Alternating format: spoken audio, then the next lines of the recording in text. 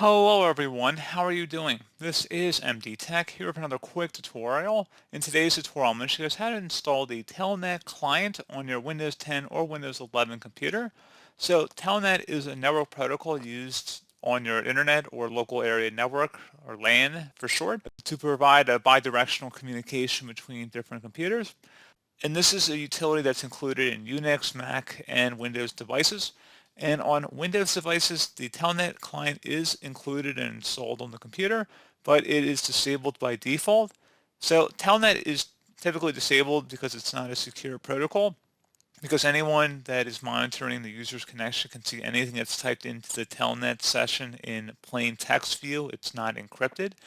But if you're looking to enable that, I'm going to show you guys how to do it. And without further ado, let's go ahead and jump right into it.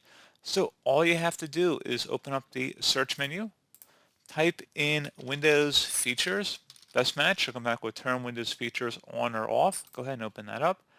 You want to go and locate the Telnet client entry in here, and go ahead and check mark next to it, and then select OK. So it says Windows has completed the requested changes. Go ahead and close out of here. I would suggest restarting your computer.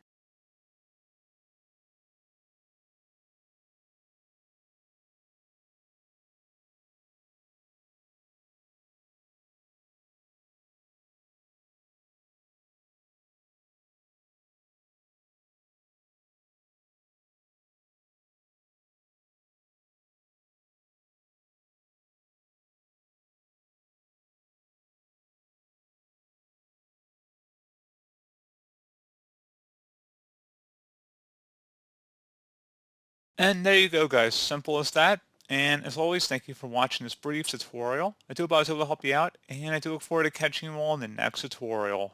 Goodbye.